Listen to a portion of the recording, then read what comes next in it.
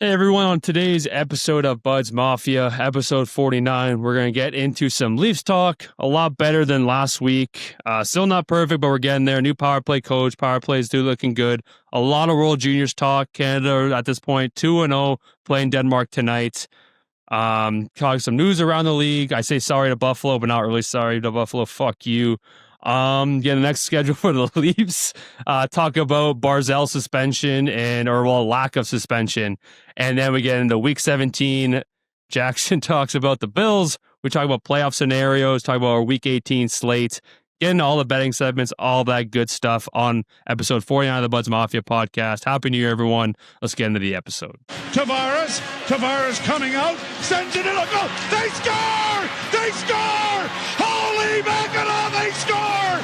Morgan Riley! Mo Riley! The Leafs have won it! They're going to the second round! Gonna run for it, he got it! And there he goes! Inside the 10 to 5! Oh, the play of the year in the NFL!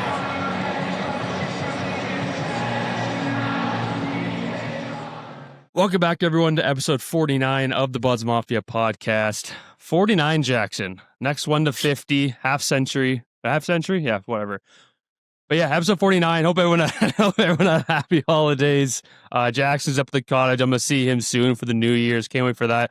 This will drop on New Year's Eve. So happy New Year's, everyone, basically, when this comes out.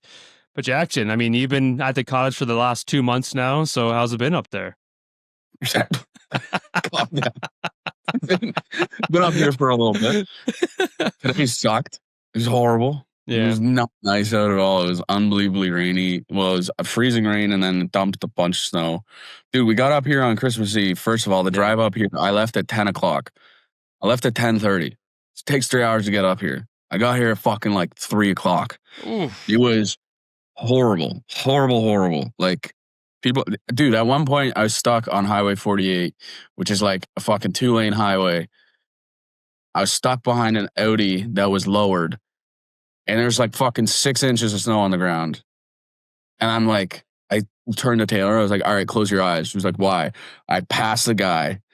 It's very scary. Very scary. But yeah, it's been good. We haven't really been able to do much. I made a rank yesterday. And then it rained and everything, so hopefully it's kind of flooded. But yeah, I made a small rink out on the lake. We went out to test the ice to see about ice fishing, but with all the rain and some of the snow and stuff, we'll probably have to test it again. But other than that, I'm not gonna lie, I've been ripping Guitar Hero. Yeah, I've been playing Minecraft, dude. Taylor got me into Minecraft. You're the last person I would ever predict to play fucking Minecraft. Dude, I haven't had video games or anything for so long. Taylor was like, download Minecraft. I downloaded it. I was like, it's all I care about. It's a great game, man. Yeah, it's unbelievable. Yeah, it's a lot of fun. But other than that, yeah, I got way too tuned up yesterday before the Bills game, and it was a good thing because I didn't want to watch that shit. Yeah. But yeah, I'm not gonna lie. I've been on a wee bit of a bender, but that's what the holidays are for. That's what they're for. And I'm pretty happy with my discipline. I've still been running each day. It's been getting harder and harder because you're still eating a ton. But I went the weather yesterday was freezing rain, and I ran 16 kilometers, and I've never just felt more miserable afterwards. And today it's so cold. It's so windy. I don't think the drive up on Wednesday to the cottage is going to be very pleasant. So we'll see how that goes. Well, it shouldn't be too bad, though. It'll be snowy, but it won't be today was pretty bad. But I don't know if you have you cleared up here. Yeah. I don't know what you got for your draft or dump, but I can start for mine. I didn't really have too much, just kind of came up recently. It's kind of like just the whole inconsistency in like college sports, and just sometimes I'm not giving a fuck. And I don't know if you heard, we don't follow college basketball, but I don't know if you heard of this Baylor University kid. I've heard of Baylor University. Yeah. Baylor University basketball, not on my... This kid who was, I don't know his name. Again, this is very loose facts, but I heard on part of my take. He was drafted to OKC, I think, in a 2023 or 2024 NBA draft. He never signed, and he still had eligibility. So he was drafted to the NBA, but now he is going back, and he just signed with Baylor to finish the year at Baylor University after getting drafted. And a lot of coaches are furious, and I don't It's more, I don't care because, if this kid didn't want to play, maybe was ready to go back to school, eligibility, fine. It's more that he's just allowed to just join one of the best teams in the nation midway through the season. I think that's kind of wild. And college sports is just a gong show. The fact that I saw a video of like the college football committee just sitting at this like country club just watching all 10 TVs is one of like the funniest like scenes ever. It's just a gong show, but I'm here for it. Job. Huh? I want that job. Let me sit at an incredible job. Play 9 holes and be like, "Yep, you're in." Nope. See you later. It's unbelievable. But yeah, that's mine. It's kind of a weak one. I mean, it was a great holidays. I don't like dumping too much over the holidays, but what do you got? I gotta be honest. I don't think I've had a sports related draft or dump other than Joe Brady and the Bills in forever. And let me tell you, it's not gonna be sports related anymore. You can tell me what happened. No, Slovakia's 3-1 now over USA. But yeah, keep going. They're beating the US? It's 3-1. It just made it 3-1 halfway through the game. Anyway, back to the important things. Qatar here for 2 and 3. Let me tell you about these games. Dude, all day today, Taylor, Kevin, and I have been ripping Guitar Hero 2. I got the guitar right here. Let me tell you. Beautiful. Unbelievable. That is a sick one. I said the OG red and black one. That one's sick. Dude. For real, all time. Yeah, it's one of the best. I played it all the time in university. It's so good. I don't play video games that much. So when I play video games, it is hard for me not to be like super awe. Of like, oh, I could do this. I could do that. I could do this. It was like when I first got my first Xbox One and like Apex Legends came out, I didn't play any other game. People were like, oh, Fortnite's so great. This is so great. That's so great. I was like, Apex Legends is the pinnacle of Xbox for me. If I showed you like the newest PGA 2K and all you can do, I promise you I would get you hooked for life. It's one of the best games I've ever played. And how much you love golf, I feel like you would get incredibly hooked on it. Dude, Taylor got a Nintendo Switch from her brother, the old one, and he gave me Super Mario Odyssey, and I beat the game in a week. That's an incredible. All the Super Mario games, me and brother used to play Galaxy a lot, and it's the original Super Mario. The games are just, you can't beat them. They're unbelievable. Yeah. Unbelievable. All right, man, let's get into it. We got a lot of, obviously we'll get to the football later, a lot of change, a lot of playoff scenarios, but then a lot of hockey. Leafs been playing a lot better, but I definitely want to get into some World Juniors. As you can see, I'm watching the USA-Slovakia game. We're filming this on a Monday night, so Czechia just beat Finland in overtime with a disgusting between the legs goal by Adam Jiricek. I don't know if you saw that. But yeah, we'll get into that, but quick little kind of some trades and some signs. Yegor Chinakhov of Columbus, after requesting a trade. Yeah, it's your boy. Oh, Yegor? The Columbus. Yegor? Apparently he was a first round pick back in 2020. Apparently he's requested a trade. I know the Leafs were in on him, but I mean, it's 15 points, 30 games last year, 6 points in 29 games this year. But Pittsburgh sent a second and a third and a roster player, Danton Heinen, for him. So clearly Pittsburgh wanted him. If that's the cost, I think if Toronto gets the same type of value for Robertson, I would love a second and a third pick and a roster player. Chinakhov's a bit younger. He's still 24. I feel like Robertson's around that same age, who has produced more in the NHL. So, even though Robertson has some ups and downs this season, if you can get a second and a third and a roster player for Robertson, I'll do that all day. But I don't know if people think more highly of the Chinakhov guy or Robertson. Nick Robertson's 24. Damn, he was born September 11th, 2001. All right. Well, dark trivia for you. Moving on. But yeah, if they're the same draft, same age, and Robertson has played more NHL games, I don't know why you can't at least get the same value back. All right, the signing in Tampa. Tampa does it again. They sign another young guy to 8 years at just a lower value. JJ Moser, 8 years at 6.75. Not a big household name, but 25 years old. He has 12 points, 35 games, a plus 25. I'm not a big under the hood stats, but what I've seen, apparently he's just one of the best second line pairing D-men in the league. And at this rate, with the salary cap going up, the salary cap. A contract shy of $7 million for a guy who's 25 years old, a pretty sick deal. They got him in that Sergachev trade with Utah a few years ago, so good for them. And USA 3-2. I'm gonna keep you updated because I'm watching the game right now. Yeah. No, I'm watching it too, but you're way ahead of me. Yeah, it's what happens. All right, let's get to some. I want to talk about some World Juniors right now. We're talking. I'm going to talk about some other NHL stuff later on, but the World Juniors is hot right now. I kind of want to go team by team. I love the World Juniors. The time of year, New Year's, Boxing Day, it's unbelievable cheering on these fucking future studs. Sweden, they're going to do what they do every fucking World Juniors. I don't know if they're still on their crazy 60-game win streak in the round robin. They're on a ridiculous streak. But, I mean, Ivar Stenberg, who apparently could challenge McKenna to go first overall, he's disgusting. Frondell, third overall pick to Chicago last year, he's disgusting. Him and Bedard could be a problem. Finland looks good. Obviously, they lost to Czechia today. USA, they beat Germany 6-3. They beat Swiss 2-1. Scary incident with what happened with Cole Hudson getting a puck to the neck. Weird. And strike. But apparently he's fine now. Apparently, it was he's doing well and it may be more precautionary. I don't know, but apparently he's doing fine. But yeah, nerves. I don't know. But that was just weird. It seemed like, I don't know. I thought in the World Juniors they all have to wear the neck guards and everything. Unless it didn't. I didn't really rewatch what happened. I just thought it happened. I don't know. He might have. I mean, some of these junior guys, they have the tiniest little strip of it's basically almost looks like a strip of tape around their neck. It's not going to do shit all against the blade. Against the puck. But I will say, I mean, it sucks that he's out for USA. He is disgusting. He is just like his brother. He just has the puck and has so much confidence. Washington draft pick. That's sick for them. But yeah, USA, they're trailing 3-2 at the moment. Oh my God. Oh, sorry, Slovakia had a breakaway. Still 3-2. But yeah, I mean, USA definitely one of the favorites. It's in Minnesota. I will say the crowd isn't as lively for some of these games. I'm not saying, when last year when Kazakhstan played Latvia, the crowd was bumping, but anyone who was Ottawa, some of the other countries, some of the arenas were full.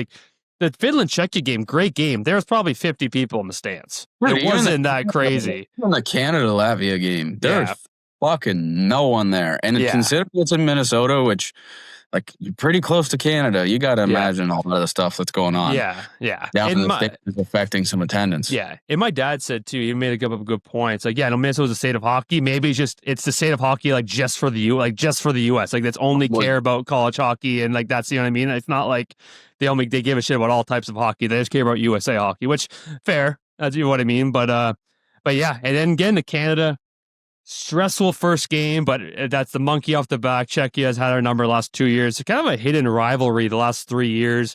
We beat them in the gold medal game 3 years ago, the Bedard year. Last 2 years, we finished fifth with losing to them in the quarterfinals, a last-minute goal. Clearly, offense wasn't a problem. Our top guys, if you look at our top six, it's a joke for all of the draft picks and everything. But defense, kind of just a lot of times Czechia forwards kind of got behind our D. We kind of pinched a little too much. But at the end of the day, got the win. Hey, at the time, Martone, our captain, slapping the guy on the ass was pretty fucking hilarious. I don't think it looks a good look if you're the captain. But at the end of the day, it worked out and it's fine. I'm sure he wasn't too happy. My whole Dale Hunter was on the other side of it. I was like, God damn it, if my captain did that, I would fucking love it. But apparently, the rest of the world doesn't think it's a very good thing that your captain slaps someone else on the ass. It's kind of hilarious, but whatever. It worked out and he apologized for it. And apparently there's something else with Canada didn't shake the Czechia's hands afterwards, but apparently they didn't realize that. Even the Czechia player said, honestly, we didn't even realize it either, so whatever. Well, the Latvian players? No, in the Czech game. Apparently, Latvian players. It was ridiculous. Some of the stuff after. Some of the stuff after I can't remember who it was, but he was going in on a net, fell beside the goalie, got pushed beside the goalie, and then out of nowhere he's in a chokehold. I'm like, I forgot we're watching UFC right now. Actually, I forgot Joe Rogan's about to come in and say, he's got him. Yeah, so but a huge win there. That was a scary one, but again, offense doesn't seem to be an issue, but apparently it still might be. 2-1 win against Latvia in overtime, not for a lack of chances. That I don't know how that was a 5-minute penalty on the young kid on Latvia, and apparently, I was at Matt's house listening to it, and we had I think we had the Chargers game on as well. So we had that audio on, and we didn't I wasn't listening to the Canada game. I was pretty confident it was going to be a 10-0 game after what happened with Czechia, but clearly not. But, and obviously clearly a kick in the first few minutes, clear kick in, no goal. And then apparently I texted my brother because I couldn't hear the audio. I'm like, what did the ref say? Like, what were the announcers saying? It's because the potential of hitting his head against another object can be interpreted as a head contact, which doesn't make any fucking sense. That's what the double IH, if you leave your feet, this is what they said. If you're leaving your feet and it has the potential that you hit in the upper body area, head, obviously we've had this conversation. Absolutely, clearly. If you hit, his shoulder kind of hit in where his chin is a little bit, but it was more his chest. But then his head kicks back and hits the boards. And I guess leaving the feet, plus now you're propelling his head back into the boards. That's more... It didn't make sense to me at the time, and I've never even played hockey, but I was I've never heard that. No, I watched World Juniors for a long time. I've never heard that. I know double IHF is very, very strict. I don't think it went in. I know I was watching that. They're very strict, but yeah, I mean, we scored once, and then obviously they scored 2 minutes left. Obviously, Hage, disgusting OT winner. We'll give him to Gavin McKenna, who's been absolutely disgusting. Dude, he makes so many subtle sauces, so many subtle plays. The confidence level looks awesome. He's clearly not a shoot first guy. He's a guy who's scanning the ice consistently. He's a great skater. And again, it's just... He might have actually. Oh, nope. Didn't. But, yeah, and just, again, like, he just, so many plays where it's like quick puck on a stick, quick backhand sauce to a guy 2 feet away, but it's like, it's, hard to do at full speed. So he's looked awesome. Him and Hage and Brady Martin have a sick connection. Like, his pass to Brady Martin in the Czechia game for the first goal, a spinorama, no look, that was disgusting. I like Misa, Aginla, and Martone together. I think they've kind of been a little bit too aggressive on offense and maybe cheated a bit on defense, but I feel like that time will come. I like our defense. Again, the guy with Carson Carrolls, who's our only guy with the cage, USA tied it, is our youngest defenseman. He's actually looked really good. Brunicky, number 4, has looked really good. He came from Pittsburgh. So yeah, I'm happy with the team. My last little note on World Juniors is obviously, USA fans are like, fuck it, Canada only beat Latvia 2-1 in overtime. I've watched World Juniors since I can remember, since the Jordan Eberle days, since before that, right? Yeah, but in the past, Canada, USA, Sweden, all those, like, it's automatics, semifinals. You beat any other team by 5 or 6. It's different now. Would I have liked to beat Latvia more? But at this point, just fucking win. It's such a crazy, crazy tournament. We beat Czechia 7-5. Then we beat Latvia only 2-1 in overtime. Finland beats Latvia 8-0, but then Czechia beats Finland in overtime. Like, it's such a crazy fucking tournament. Yeah. And USA beats Switzerland only 2-1. Like, it's just, at this point, yeah, would I like the 3 full points? But at this stage of how great other countries are, like, Czechia is a fucking team. They have some great guys on that team. But yeah, at this point, just fucking win and then get the first place, get the second seed, whatever. And then we'll go on for that. It's a different league now, or different tournament now with how good every country is. That's my final 2 cents there. I don't know if you had anything else to say on World Juniors. No, sorry. I'm pretty locked in now. I know it was a good game. I'll rifle off some NHL news, not too much because obviously I've been kind of enthralled with the World Juniors. I will say I did lose a bet with Matt. I will have to say sorry to Buffalo Sabres fans because they've been... A lot of fans were not happy with my Quinn Hughes take about him not re-signing there.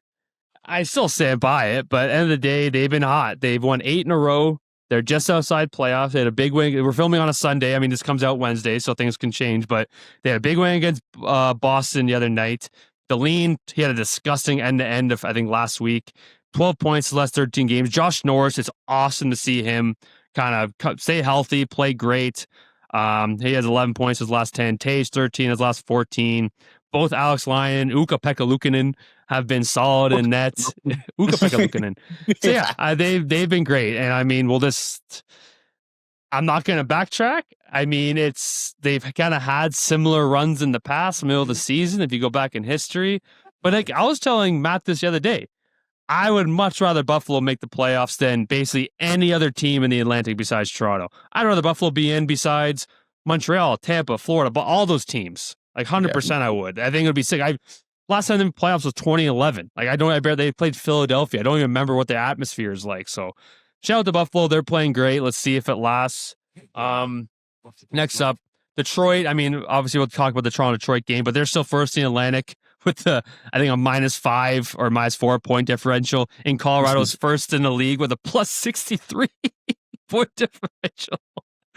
Yeah, when Colorado wins, they win. They win. No, they lose. They don't. We got regulation. Yeah. And yeah, I mean, and trust me, we've talked about Edmonton a lot, obviously, and when they're fully healthy, they are scary. When Hyman's back in the mix, he's such an underrated player. 6 points his last 3. Nugent Hopkins 5 points last 3. I don't even want to bring up what McDavid's numbers are. I think I saw stat. This is kind of off basis, but in the last 11 games, how many points do you think McDavid and Draisaitl have combined? 11 games. I'm going to go high. Yeah, I would go high. Like 43. 55. I thought I was too high. Dude. 55. Isn't that absurd? That's ridiculous. That's ridiculous. That's insane. They're between them. They're averaging like 5 points a game. So yeah, I mean, trust me, it's clear that McDavid listens to the podcast. He heard me say Nate Dogg's better. So love you, Connor. But yeah, that's pretty absurd. And final little thing, we kind of talked about this right before hopping on. Was it a dirty hit? Okay, so technically, real quick, we talked about this quickly, but technically he hit him, didn't leave his feet, but he propelled his head into the board. So we're watching the U.S.-Slovakia game. And double HF's crazy. I don't get anything. That's insane because he basically took the butt end of his stick in his hand and propelled his head into the board, which obviously not the same hit. But they didn't even call a double. Double HF is crazy. There's no consistency. All right, well, let's talk about the consistency in the NHL with Matt Barzal. Seriously. Yeah, so right before this, you didn't see the slash. I told you to look up the slash before we hop on here or start recording. So the other night, the Islanders played Columbus. Mason Marchment, newly acquired Blue Jacket, kind of takes a run at Schaefer. Mason Marchment is an incredibly dirty player. Like, he is a dirty player. Would a lot of teams love him? Would I love him on Toronto? I've said that for, I think, over a year now, 100%. But he kind of took a run at Schaefer. I think Islanders fans think it's worse than it was. I didn't get a good look at it, but he definitely tripped him. And it looks kind of awkward. He kind of went at Schaefer's knee. I think Schaefer's okay. And then, obviously, chaos ensues. Barzal, the least likeliest of guys, skates up to him and just tomahawks his pinky, like his big toe, just right on the fucking foot. And it came out, Slovakia scored. And it came out that he's going to get no suspension. I think it was max $5,000 fine for Matt Barzal. I have no problem with what Barzal did. That's your franchise defenseman. He's 18 years old. He's going to carry your franchise. I have no problem with that. But how the fuck is that not a suspension? He tomahawked his foot. Wow. Looked it up. That's insane. The fact that Bobby McMahon got a 1 game for I don't think he kind of paid attention to it. So I know he hit him in the head, but like if I thought that Barzal was going to get 2 games. I thought it was going to be really, really bad. And Islanders fans are obviously livid online, as they should be. Again, Schaefer, I think he's okay, so that's good there for him. But and I think Frankie Borelli said, like, the Barstool Frankie Borelli, he said, like, the NHL he's probably just emotional. Barstool or NHL got it right. They know it's retaliation or Mason Marchment. They don't look at retaliation in terms of what a suspension is worthy.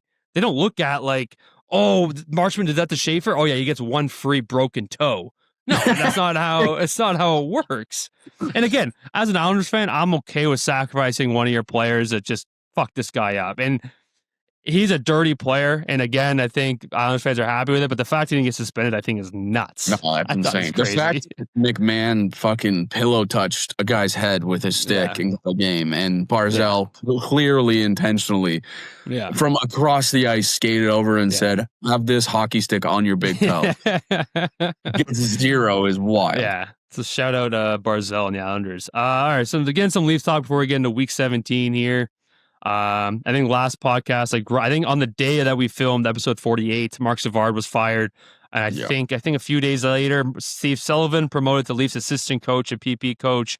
He was the assistant coach of the Marlies the past 2 seasons. He played over 1,000 games as a player, consistent kind of 40-point guy. He played just under 200 games as a Leaf early on in his career in the 90s.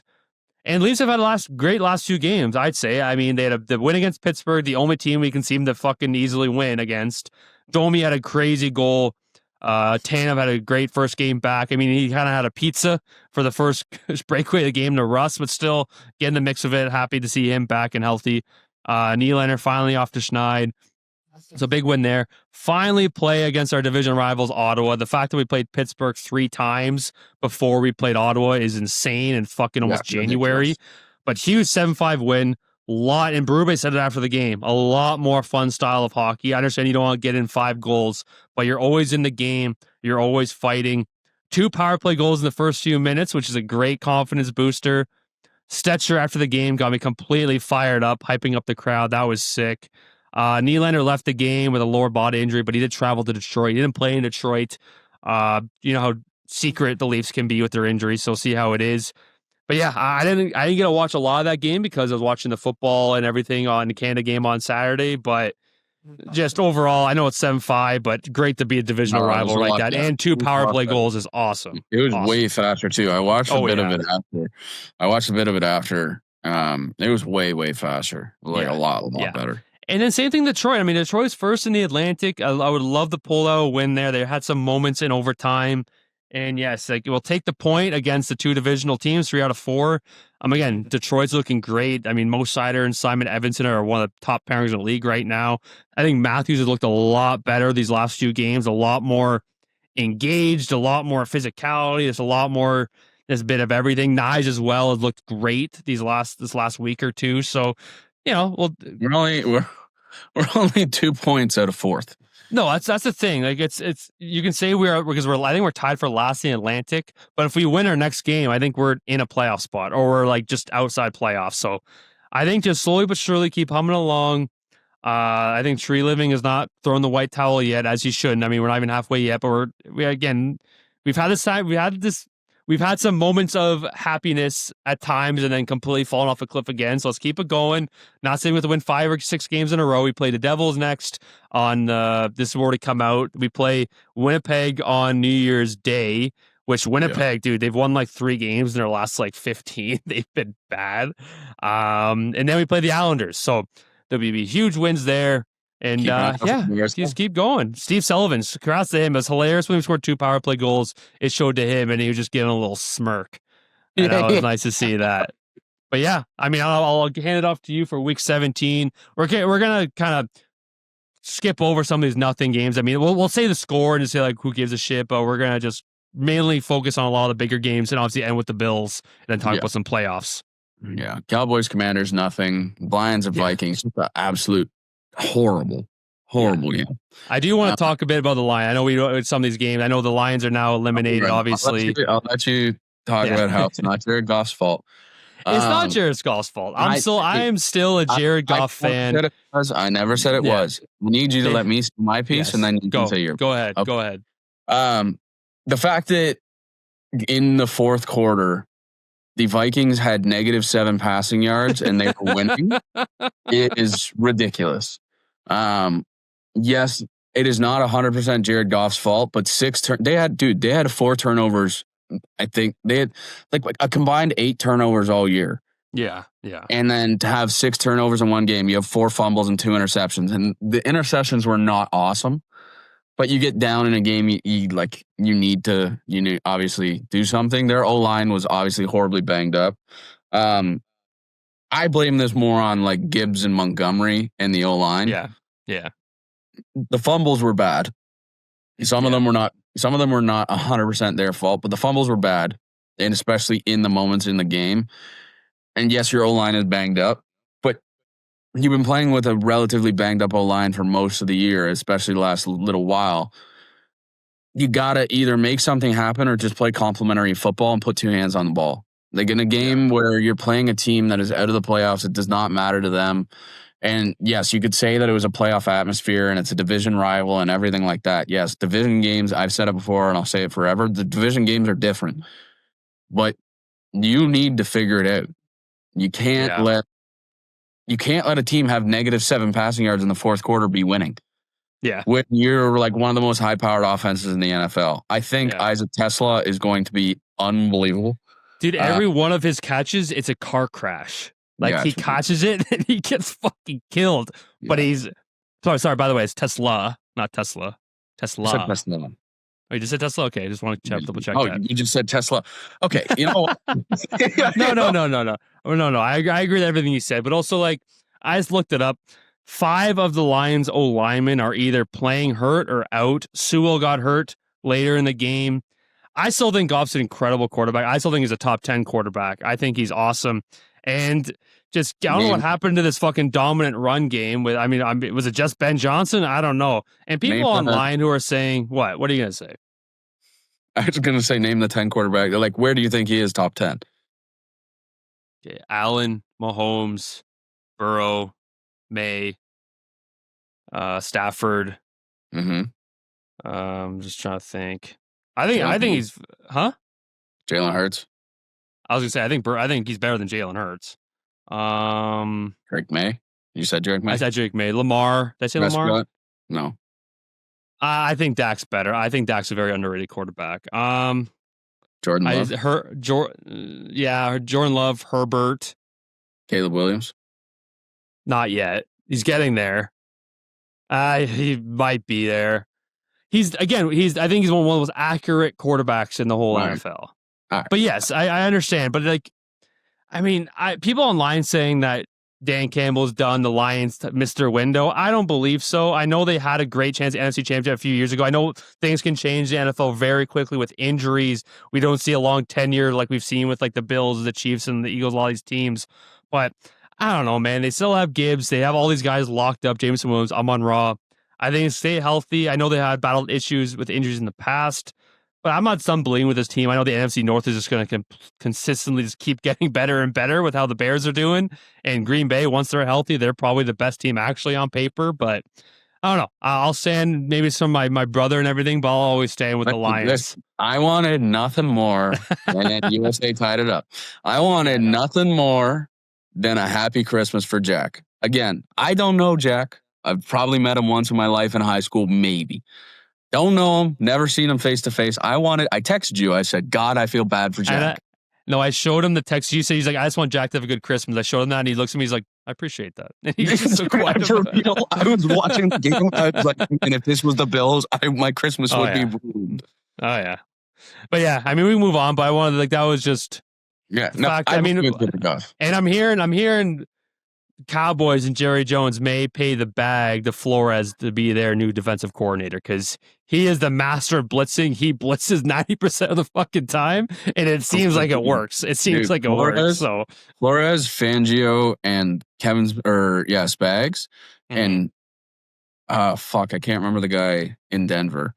For real, probably the best defensive coordinators in the NFL. Yeah. Like the Texans, the coordinator is good too. Yeah. But the longevity of those 4 guys is ridiculous. And this is crazy. I think part of my take talks about a lot. I understand head coaching pays a lot more, but why not just stay as the coordinator? Because sometimes it's so rare as coordinators. I know, and Ben Johnson is clearly he's done well. Same thing with Liam Cohen. But sometimes like Brian Flores as a whole did not do well in Miami. Obviously, maybe the situation wasn't set up right for him, or maybe it's a hard situation to win in. But yeah, the problem when you went to Miami is that you have an offensive powered team. Yeah. And you have a defensive coach. That's the problem right now with the Bills. Like you have Sean McDermott, did they just score again? Oh, no, it's the end of the period. Okay. You have an offensive powered team with a defensive minded coach. The defensive minded coach is not going to be willing to take risks and stuff. Well, get into the fucking risk that Sean McDermott chose to do yesterday. But yeah, I just it makes a lot of sense. But the more power you have in as a head coach compared to a coordinator, like timeouts, everything else like that, like it's just it. Plus the money, man. Like the money, you're making generational wealth. I can't hear you now.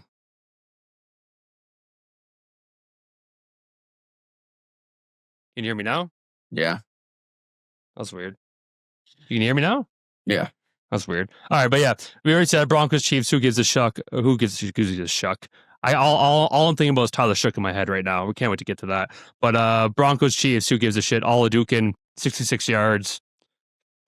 I don't know. We can move on, but I don't really know if I trust Bo Nix in the playoffs. But we can talk about that later time. Did you see the one play he made though? Apparently, him and Patrick Mahomes are pretty good friends. This guy, I heard they're best friends. Yeah, steps up in the pocket, rolls to his left, drops the ball, picks it up, sees two defenders in his face. He goes, "Oh, first down." We're watching fucking dollar store version Patrick Mahomes. Yeah. But yeah, and then moving on to, I mean, I don't know if you had anything else on the game. I don't really give a shit. Could be Kelsey's last game at Arrowhead. Texans Chargers. And I was watching this with Matt. Matt's a big Chargers fan. Texans win 2016, clinch a playoff spot. I know I wrote down refs gave the Texans that game. Just those two penalties were a joke. The roughing the passer is the craziest penalty I've ever seen. And that illegal contact was insane. They both were ridiculous. There's a lot of people saying right now that the Texans are the real team in the AFC or the AFC that you need to beat because they have a high-powered defense and they can't have a high-powered offense. Yes, CJ Stroud went 4 for 4 for 142 and 2 touchdowns in like the first quarter. The final score 20-16. Yeah. Through horrible interceptions. And for real, I will never really like CJ Stroud because you can include yourself in a top 5, and I know I've probably talked about this on this. You talked about this, yes. But I had to explain it to my dad yesterday because I literally was explaining it to my dad. I was like, he included himself in his own top 5, and he's like, no, I'll put myself in there, blah, blah, blah. And then immediately as I was saying that to him, I go, look, CJ Stroud pick. Threw an interception. Next drive comes out, fucking throws an interception. Herbert did not look good. First of all, Herbert fucked me because he didn't throw the ball to Ladd McConkey, and I'm going to lose my fucking championship because of that. Then, also, it's like Gadsden just played horribly, and they kept attacking him. They kept throwing the ball to him. That one pass after Herbert threw like a 40-yard pass to Quentin Johnson, which Quentin Johnson should have arguably got into the end zone. Just a great play by the defender. Then you immediately decide, we're going to throw the ball to Gadsden. Tipped off his fingers, whatever. It happens. Not the end of the world. Very next drive, they come out, they fucking attack Gadsden, drops the ball. Then another drop. Then he finally gets a touchdown. But it's like, man, fucking spread the wealth a little bit. Herbert had nothing. They had nothing in the run game. And against this team, you have to fucking scheme against their defense. This point, there is fucking 16 weeks of film on this defense. Yeah. I still can't get over that roughing the passer penalty. Like, it's literally mid-throw, he got fucking killed. I don't understand how... Roughing the passer and also fucking, what's his name, running into the defender and them calling that interference or defensive holding illegal contact is illegal ridiculous. Contact. They're both embarrassing, but yeah. Stop having illegal contact, pass interference, and holding. Yeah. Fucking make up your mind. Yes, illegal contact is so subjective because a fucking receiver can run straight into a DB. Oh, illegal contact on the defender. Yeah, it's crazy. Yeah, you 15 yards down the field. Yeah, I agree. All right, same the other Saturday night game, Ravens-Packers. Ravens in 41-24. That was just a King Henry game, 216, 4 touchdowns. You think Todd Monken's fucking heard me?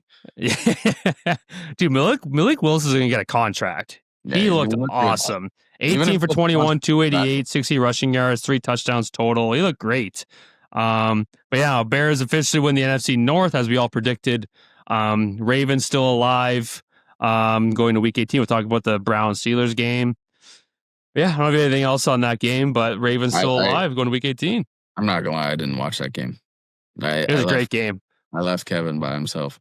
Well, I was with my other friend Nick Vu, who's a Ravens fan, so he was pretty happy. But he's like, now I got to fucking rely on the Browns to beat the Steelers. That was wild. And they did. But not break the record though. No. And then next game, Patriots Jets. Who cares? It's the fucking Jets who their whole team sucks. Now the Patriots still have only beaten one team with the winning record. Just want to throw that out there. But yeah, fuck the Patriots. Bills. I know. Next, Seahawks Panthers. This game was close for quite a while till the last kind of like 5-6 minutes. They won 27-10. Bryce Young 54 yards at interception. I mean, the Seahawks front four is so good on defense. Like, it's so good. Charbonnet, and when they got that, if Seahawks can get a run game going with Charbonnet and Kenneth Walker, they're the most dangerous team in the NFC because Darnold is not playing great, but they're still finding ways to put up 25 plus points.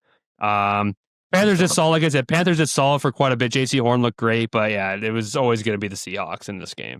Always. Yeah. Steelers Browns. Browns win 13-6. I mean, and I thought we were gonna get a vintage Aaron Rodgers drive at the end there. I think they marched 60 yards within like 3 plays, and I was like, oh fuck. Dude, I was killing myself. Did you watch this? The end of the first half. Yeah. Coaches kept trying to sub players out. Aaron Rodgers, at one point, they zoom in on his face, and he's yelling at the sideline, and he's like, I know how to fucking do this. Let me do this. There's no subs for the rest of the drive. They get a touchdown. Fair field goal. But yeah, that's Ravens season alive. It's going to be win and get in week 18. I'm so fired up for that. I think it's in Pittsburgh. We'll get to that later. The Browns have one of the best pass rushers in the league. It's fucking insane. And Myles Garrett still hasn't gotten a sack in a while, but there's still so many guys on that fucking line and linebackers. Well, it's also ridiculous what they're doing to try and stop. They're chipping him and then double teaming him, which is ridiculous. Yeah. Next up, Jaguars Colts. Not much on this game. Jags kind of win a squeaker. It was a little closer than I think Jaguars fans wanted. Wasn't Trevor's best game, but they still come out with the win. Not an exciting game, but I'm a big fan of Parker Washington. He continues to impress. Another 100-yard game. He's looked great. But I mean, Phillip Rivers, man, he's not throwing the ball down far, but he's finding those guys. I was crying laughing when they went to do Hail Mary, and they're like, "This is what Riley Leonard did." Rivers, now we're gonna put Riley Leonard in. He's got a little bit more arm strength. I was like, "Yeah, he's fucking 22 years old." You think? All right, next up, now the game of the week, in my opinion, Shook Daddy. I can't you on the Shook Daddy. I hate offensive rookie of the year, in my opinion. 4 games wins in a row. Saints win 34-26, 22 for 27, 333 yards, 2 touchdowns. You got shooked. The Titans got shooked, and he should be offensive rookie of the year, in my opinion. Olave, 119 yards. You're laughing, but he is second in odds on every single sports book. Listen, I'm not saying that it's not going to happen. It's just fun. You said Fannin. Fannin's like barely top 5 for a lot of sports books. He's like 7th or 8th. I was also hammered when I sent you that yesterday. Ted McMillan is the only minus odds for rookie of the year for most sports, but Shook's second. Yeah, and I know, but like Tyler Shook, he's actually been fun to watch, but I mean, this is kind of still a nothing game.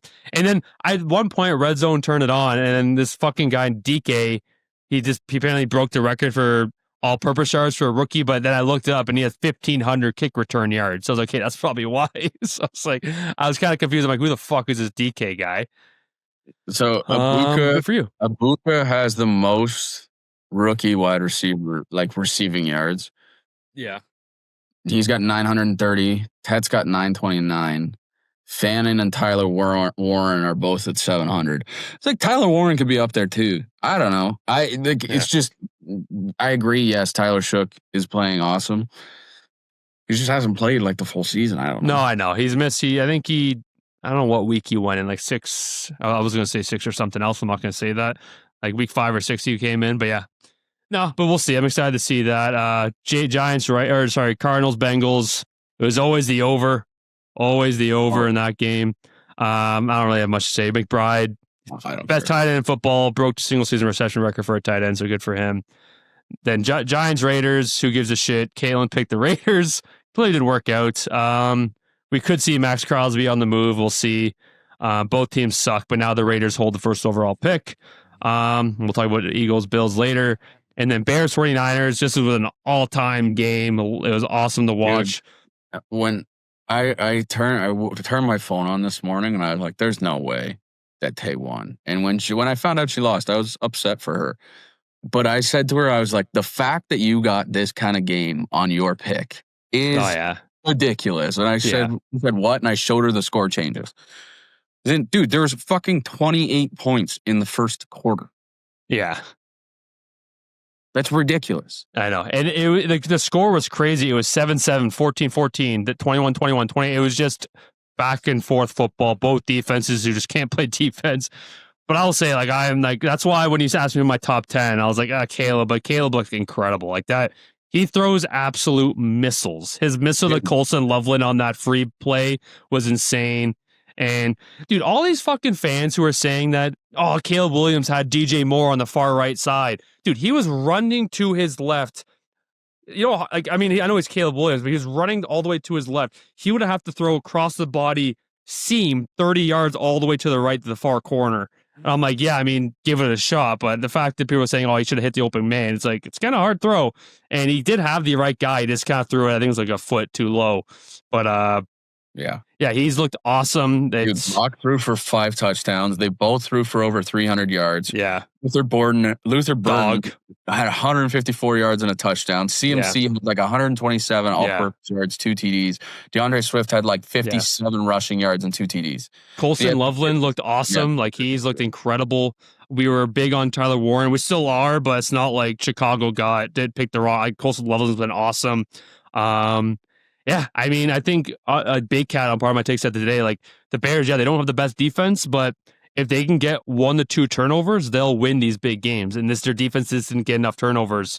I know they had the opening game pick 6, obviously, but after that, Brock just kind of had his way, and he's looked awesome. Like, again, I know the Panthers game a few weeks ago, he had like the 4 picks or whatever, but he's looked great. And I will say that one scramble, then no look to the corner to Kyle Juszczyk, and then did the Dougie. That was kind of sick. Like that was a sick play. And I'm a big Brock Purdy fan. Huh? God forbid a white boy get a little motion. God forbid. I try to do myself. White boy who doesn't have any motion right now. Yeah, I think it's time. Let's talk about the Eagles Bills. I'll let you just take the run here. Kind of like a one-off considering the weather. At one point, it was pouring rain so hard, they showed a close-up of a player's face, and it looked like a waterfall behind him. So it was always going to be a low-scoring game. I didn't hate the defense. Like, the defense played pretty well, man. Like, 0 points, and I think Jalen Hurts didn't have a completion in the second half. Like, those are games you need to win, and obviously not having Dalton Kincaid sucks and everything. But we go down the field, we get the touchdown. Like, I don't even care about the rest of the game. Like, the Josh Allen fumble, whatever. I don't care. It's a fluke game, fluke fucking rain, whatever. You're going to fumble the ball. I don't care. I do not understand, and I get it. Maybe you don't think you're going to do well in overtime. You literally had the overtime rules in the regular season changed. Maybe just go to fucking overtime. Your defense has stopped them. And yes, Michael Badgley is just signed off the fucking street, so maybe you don't trust him to make a kick in the fucking rain. And Josh just has to make that throw because that's what Shakir was wide open. Make his throw. But like, fuck, man, But your defense was incredible in the second half. Your offense was finally starting to click. It's like in that moment, everything was clicking. So why would you have the momentum? And you saw what Eagles have done in overtime in the past games against the Chargers and everything. Why don't you do it? I don't get it. I'd be more okay sitting here and talking to you about how the Bills lost 13-12 off a missed field goal or a missed extra point than a missed 2-point conversion. Because I couldn't agree more. Yes. So I don't know. I don't care. Pats won. I don't care. We're going to have to go on the road and get to the Super Bowl. Who fucking cares? Just do it. At this point, just do it. Stop controlling my fucking emotions. I was too drunk by 7:30. Dude, I was so calm. I was texting you for the game. I was like, I'm pretty calm because, obviously we can still win the division, but look at the Pats schedule. And you're like, I need you to be more stressed on this. I was like, okay, I'm stressed. And then the whole game came over. I was fucking yelling. I was so pissed. And then me and my dad were watching it, and obviously they went for 2. And I was texting you. I'm like, what are they doing? What are they doing? What are they doing? Like, I hate this. I hate this. I hate this. I got sent down to the basement. because I was yelling at the TV too much. So I went to the basement to watch the game with my dad and my brother. Then I was too drunk to sit, so I had to stand. So the room started spinning. Then I would fucking walk upstairs, stumble my way upstairs. I'm standing at the TV like this. And they go for two. They're going for two, and I turn and I go, why? Yeah. And then fucking miss it. I throw my hat and I run to my bedroom. Are you okay? I go, yes, I'm just pouting. Yeah. But yeah, we're about to go on the road. Next game will be the last game ever at Highmark Stadium, but yeah, whatever. You gotta do what you gotta do. But if you lose in the fucking playoffs this year, fire Sean McDermott. Fire fucking Brandon Bean, fire them all. And we've talked about it at nauseum, but just before we get into week 18, like we've said it a lot, but the play calling, like you're third and long, it was second and long, let's run a stupid screenplay. No, sorry, it was second and long, they did a run play, got a yard, and then third and long, they throw a screen pass and they lose a yard. It just the play calling was absolutely I don't want to get you riled up again, but it was atrocious. And it's just, let me tell you something about Joe Brady. He loves a screen. And I think at one point in the game, it's just like they mentioned that like Joe Brady loves a good screen pass and Josh Allen, he's that's the offensive coordinator, so he has to do it basically. But it's just like they're like at one point, stop fucking throwing these third and long screen passes. I haven't seen them work once. Like they don't work. The only time it's worked this year, it was Khalil Shakir against the New Orleans Saints for like a 40-yard touchdown on the very first drive. And ever since then, it doesn't work. You can put Ty Johnson in there. You can put Ray Davis in there. Put prime Randy Moss in there. Put prime Barry Sanders in there. They're going to get tackled for a fucking 3-yard loss every goddamn time. All right, brother. Let's that's your week 17 slate. Let's get into our week 18 kind of picks. I don't know if you want to get to the storylines first before our picks. I don't know what you wanted to do first. I'll do the storylines quick. Yeah. So Seattle plays the Niners on Saturday, and basically winner take all for NFC 1 seed. I believe the Rams had an outside chance, but with Seattle beating the Panthers, it doesn't really matter. AFC South, the Jags can win by simply beating the Titans, who are 3-11, or Houston either needs to win and the Jags would lose to clinch the division. AFC North, obviously, we talked about it. It's the Sunday night game in Pittsburgh, winner take all. Oh, baby. Hit the under. Gonna be 36. Obviously, Pats clinched the AFC East with the Bills loss. So basically, the Patriots, you rest everyone. I mean, here's the thing. The Bills now, you go into a situation where you're not playing your starters because this game doesn't matter, so why would you play your starters? But then you're also playing the last game at Ralph Wilson Stadium, so why wouldn't you start your starters for the first drive? But if someone gets hurt on that first drive, let me tell you how much I will hate this football team. Yeah. Anyway, Bills stink. Broncos won the AFC West, and if the Falcons win out, the Panthers are in, but the Falcons play the Rams tonight, and Puka Nacua is going to drop his balls onto the Falcons' head. Yeah, I agree. And so week 18 slate, Saints at Falcons, like we said, obviously the U.S. scored already. There it is. But yeah, like we said, the Falcons can obviously win out to help the Panthers, but they do play the Rams tonight. This comes out Wednesday, so I doubt that happens. Saints, Falcons, 5.5 point favorites. I'll take Shook Daddy all day. No further discussion. I don't even want to hear your pick. Jets, Buffalo are 9.5 point. And a lot of these can change because we don't know what the rosters are going to look like. This is, again, Sunday or Monday night. A lot of these lines can change. But apparently Buffalo is still this 9.5 point favorites. I assume I'd be shocked if Mitch Trubisky doesn't play most of that game and James Cook kind of sits out because I know James Cook's kind of battling something too. I know Josh Allen kind of has a banged up foot right now, or ankle. So we'll see what happens there. Oh yeah, we didn't talk about the whole Spencer Brown incident with Jalen Carter. I mean, I don't know if you saw some of that. Spencer Brown clearly pissed.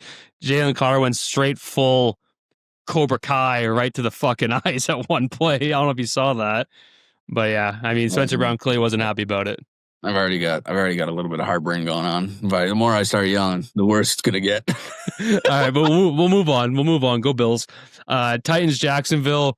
You got the Titans. Okay, Jacksonville 4.5 point favorites. Only 4.5. I guess they didn't play great last week, but why do you got the Titans? Just for fun. For fun, yeah. Cam Ward, airing it out. Cardinals, Rams. You have the Cardinals. Rams are 4.5 point favorites. All right, sure.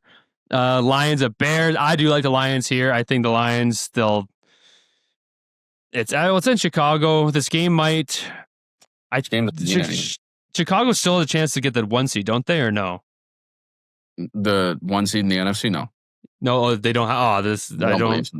Yeah, no, I don't believe so. I think it's between the Seahawks and the Niners. Okay. Colts, Texans. I mean, Texans need to win the division, but if Jacksonville wins, so we'll see. Texans are 4.5-point favorites. They're not starting Phillip Rivers. I think Riley Leonard will start, so he may get put in a torture chamber. We'll see. Browns, Bengals. You got Bengals, 8.5-point favorites, and it's a Tate's pick as well. Yeah. Any reasoning? No, she didn't give me a reason today. So I asked her, and she just said Bengals. That's right. Chiefs at Raiders. Chiefs are 6-point favorites. I'm sure. Even without Mahomes and all the guys, I still think the Raiders are fucking dog shit. They're horrible. Not much to say else on that game. I don't know if you have anything else. We'll see. You did a great job. Honestly, I'm gonna leave it up to you. Chargers at Broncos. Broncos are 2.5-point favorites. You have the Chargers in this game? Yeah, I can't stand the Broncos. I can't either. Packers, Vikings. Packers are 1.5 favorites. You have the Vikings. Couldn't care less. Dolphins at Pats. You'll never. I promise you, I'll never see the Pats be bolded in this outline here. The Pats are 2.5-point favorites. They'll likely sit. I mean, do you think they'll sit Drake May and a lot of other guys? I hope they don't. I hope they don't. I hope they play every single one of their starters. Panthers at Bucks. Bucks are 3.5-point favorites in Tampa Bay. The Bucks lost to Quinn Ewers. Yeah. So you think the Panthers win this and clinch that division, that incredibly tight NFC South? Yes. Baker incredibly competitive. Baker needs some time in Cancun. He does. He needs to let go. He needs to have a few margaritas, and he needs to enjoy himself. He needs to go to Tahoe, light it up, have some beers with Mahomes and Kelsey, and just kind of forget about it for a while. You know what I mean? Yes. Commanders and Eagles, who gives a shit? Eagles are favored by 4.5. Commanders stink. Not on. Cowboys and Giants, who cares? Cowboys are 0.5 favorites at MetLife. Ravens at Steelers. This is kind of the biggest. This is definitely the biggest game of the whole weekend, I would say. This is a lot back. Really depends on Lamar, but Tyler Huntley didn't even play that bad. No, so, this is going to be another King Henry game. This is just going to be feed him the ball. And he may fumble. He may have a big fumble, but just keep feeding him. He is King Henry. I think the Ravens take this one out. Quickly, did you hear the thing about DK Metcalf? About how he was called his government name? Well, so apparently the year before when he was playing for Seattle, he went to Detroit. Apparently the same fan, yeah. Apparently said something to him, and people around him corroborated the story that he said, maybe not like slurs or anything, but was saying obscene things. Yeah. The fact that if you're DK Metcalf and you're going back to Detroit, and yes, what are the odds of this one fan? The fact that you don't even mention it to anyone of like, I had this really crazy time last year where this one fan was going crazy. Do you see the fan had a press conference on his like Instagram page? Yeah, it didn't give any good points in my book. No, he did not. He did not. Did I say any obscene slurs? I would never. That's kind of what it sounds like, you know. Yeah. I definitely like the Ravens in this game, though. No DK. I think is it Isaiah Washington? I think he broke his arm or something. Darnell Washington, I think he broke his arm or something. I think dude, he's 6 foot, like 7, 311 pounds as a tight end. Yeah. If you fall on your body, you're breaking something. I got the Ravens here. I got the Ravens here. I know you do too. Then the best game of the weekend, Seahawks 49ers at 49ers. Caitlin has the 49ers. I'll tell you her reasoning. She's been struggling. She's been struggling here, but she's not for the lack of trying. I'll say that. Okay, I just looked at the last text Caitlin sent me. Would you come to Russia if me and my family went? I don't know about that. We'll talk about that later. Okay, moving on. She said 49ers because I think that if there's any week that a team named a year is going to win, it's the week of New Year's. It's the only week of the year that celebrates years and numbers, so it's perfect. Go 49ers. Yo, I'm not going to lie. I'm confused about that one. Yeah, well, it's because it's a year, New Year. I don't know. She says shit. All right. Yeah, I might be going to Russia. We'll see. I just don't trust Sam Darnold, so 49ers. And Brock Purdy's been balling. And, dude, the fact that they might get Frank Warner back in the playoffs is crazy. He was pumped on the sidelines. Fred. And no, they had no Kittle that game, too. Like, he's one of the best tight ends in football. But yeah. And also, yeah, I lost fantasy football. I still put up a fight. Caleb, that did me good. Ramondre did me really well. Just nothing I can do. A third year in a row I've lost in the finals. But yeah. No. All right. Our last commandments of the year, Jackson. And you know what? I can't remember what week we started, but I think we've done fairly well. We haven't hit a high risk, even though this week we hit the low risk, we have Puka over. I'm pretty confident about Puka getting the over against the Falcons. You never know, but I'm pretty confident. We had JSN over, Saquon Barkley over, Drake May over, Bo 1+, ETN anytime is the only thing that didn't hit. Henry over, Goff 1+, over in Cardinals Bengals, that was an easy lock. And Caleb 1+, I think he had 3. So yeah, I don't know if you want to start the week 18 commands for our last one of the year. What a way to go out if we get the higher risk. Bobby, rifle this off. I got you. So we're taking 6-4. 6-4. I don't even. Week 18 commandments. Happy New Year. We're taking Shook Daddy 1+ passing touchdown. ATN anytime. And Caleb over. That's your low risk. Medium risk, you're adding 2 on top. Straight King Henry, baby. Henry anytime and Henry. High risk, you're taking Garrett 1+ sack, break the record. Baker 1+ passing touchdown, get back on track, or head to the Cancun and have a margarita. Purdy 1+ passing touchdown, Shadur over, and why not finish your career? Kelsey over in receptions. Yes, sir. Your week 18 commitments, complete high risk. You're taking Shook Daddy 1+ passing touchdown, ATN anytime, Caleb over, Henry anytime, Henry over, Garrett 1+ sack, Baker 1+ passing touchdown, Purdy 1+ passing touchdown, Shadur over, Kelsey over in reception. Happy New Year. There we go. And lock of the week, we both won our lock of the weeks. I think that was the first time this whole season we both won the same week. I had Ravens +3. You had the over in the Cardinals Bengals game. I'm still riding with the Ravens. I'm riding with this Ravens, just straight up Ravens money line. I don't know if I like the points at 4.5. To me, that seems a bit high for a divisional game and such a win and go home game. So I'm taking Ravens money line. What do you got this week? The over in the Seahawks 49ers game. Ooh, what's that at? I didn't see that number. I have no idea. I'm just taking it. Yeah, I didn't put the overs in there. That's my bad. But yeah. All right, I don't hate it. Ooh, they're reviewing this goal. Maybe it was a kick-in. Could be a kick-in. All right, bet the farm. We're still we're both 0-17, likely not going to change soon. So I thought might as well add another anytime goal scorer to what I usually do. I got Nate Dogg anytime goal scored. I got Jack Hughes anytime, Lucas Raymond anytime, Morgan Geeky anytime, and McJesus anytime. Wednesday night hockey. What do you got, Jackson? I got Saints money line, Bills money line, Jacksonville money line, Cardinals money line, Lions money line, Texans money line, and Bengals money line. There you go. Book it. Next episode in the new year will be episode 50. Can't wait for that. Thanks for all the support. Go check out Buds Mafia on YouTube. Comment, like, subscribe. Check out Buds Mafia on Spotify. Go follow. Give us that 5-star. As well as check out Buds and Pucks to check out all the clips that we post on X, Instagram, and Buds and Pucks. Jackson, Happy New Year. I'll see you in a few days. Can't wait for it. And Happy New Year, everyone else. We'll see you in episode 50. Tavares coming out, sends it in a goal. They score! They score! Holy mackerel, they score! Morgan Riley! Mo Riley! The Leafs have won it! They're going to the second round! Gonna run for it, he got it! And there he goes! Inside the 10, the 5!